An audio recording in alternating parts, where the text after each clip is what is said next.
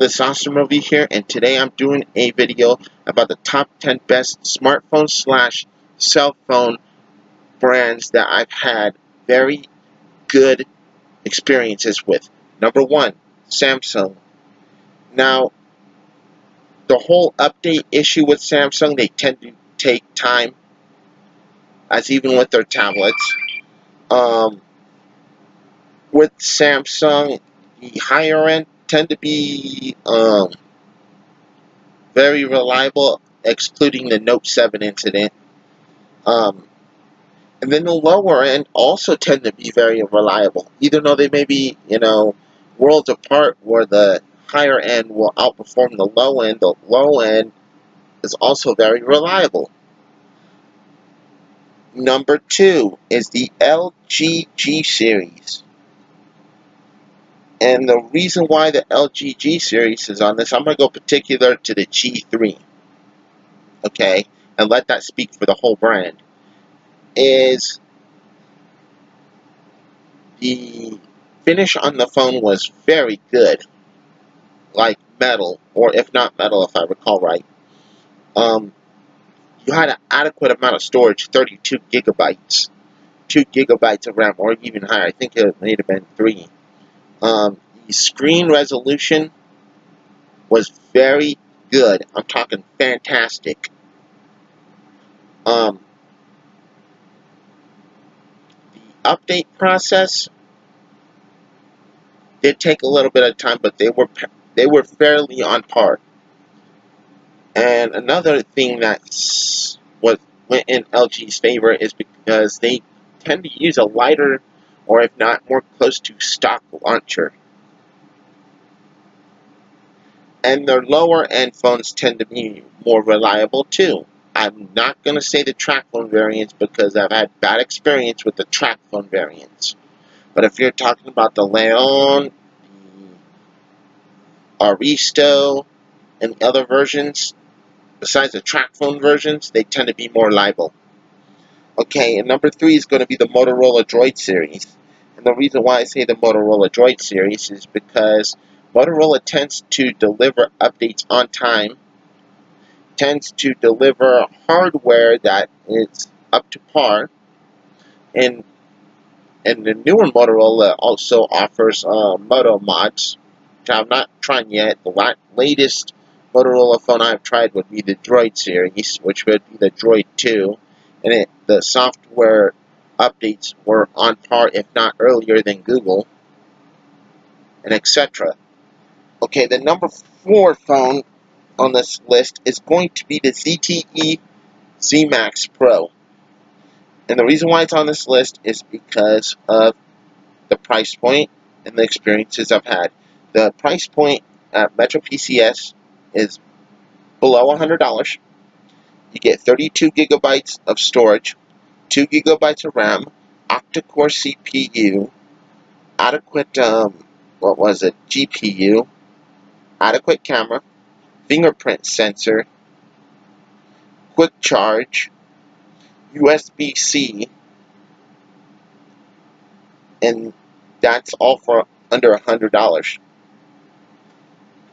Number 5 is going to be, again, the ZTE Z Max series, but it's the ZTE Z Max Original. And at the time, it had adequate processor, adequate camera, adequate storage, adequate RAM, and the display was adequate. It was basically like the Z Max Pro, a low-end priced phone, spec mid-range, you know what I mean. Okay, number 6 is going to be the Nokia Lumia 630. Now, the only reason why this was not higher on the list is because Microsoft botched it, in my opinion. The 630 had your basic smartphone functions. If they would have added more storage to it and actually kept their promise to upgrading it to Windows 10 Mobile, that would have been great. But they didn't. It had adequate battery, if not adequate, I mean, better than most. And I mean better than most. I mean far better than most. The battery life, even playing Asphalt and having Wi-Fi and Bluetooth on lasts you all day.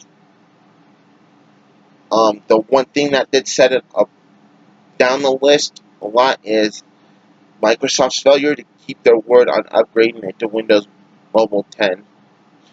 The ecosystem is lacking. Okay. Number 7 is again going to be the Nokia Lumia series, and this is going to be the 521. The 521 you pay about, I'd say $50 for. That's what I paid for mine. And I got the following. I got the 630, but under spec just by a little bit, not by much. I had a dual core processor, half a gigabyte of RAM, 8 gigabytes internal storage. But the battery life on standby, what I've heard and seen, is 386.2 days standby. If you could get any better than that, I'd like to see it. Okay.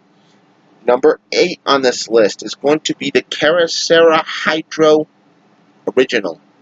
Now, I paid about $35 for mine, and I didn't expect much. I didn't really get much. But the one thing that it did have working for them is the adequate speaker. You know how much sound comes out of the speaker is adequate, and the ruggedness. And what I mean by the ruggedness is me and my brother attempted to destroy one of them, even ran it over with the RV that we had, and the worst thing that happened is that the plastic piece covering the screen came off. You could have glued it right back on, and it has still been usable. Me and him gave up after a certain amount of time. Number 9 is going to be the Kyocera Hydro Life. Reason why is they built upon the original Hydro, added more storage, more RAM, better processor, and then you're probably going to wonder, and you're probably going to jump to conclusions that the Hydro Wave is number 10. Hydro Wave is nowhere on this list. They somehow took what they were building upon and botched it entirely with the Hydro Wave. The number 10 is going to be the Nokia C3. And it does not got the ruggedness as the Hydro did, or Hydro does, waterproof, dustproof, etc. But it does got ruggedness to its own extent, because I tossed one off a 2-story balcony because I got pissed off. And on the back it left a ding no bigger than this, didn't harm the screen, nothing came off the phone, and it functioned just as normal. So that was the list of the 10 smartphones / phones that I've had good experiences with. If you found this video entertaining, informative, please hit that like button below. I'd appreciate it. Hit the subscribe button. And hit the bell notification off to the side. Maybe wrong side, sorry, that side. And this is Awesome Review, and have a nice day. Bye-bye.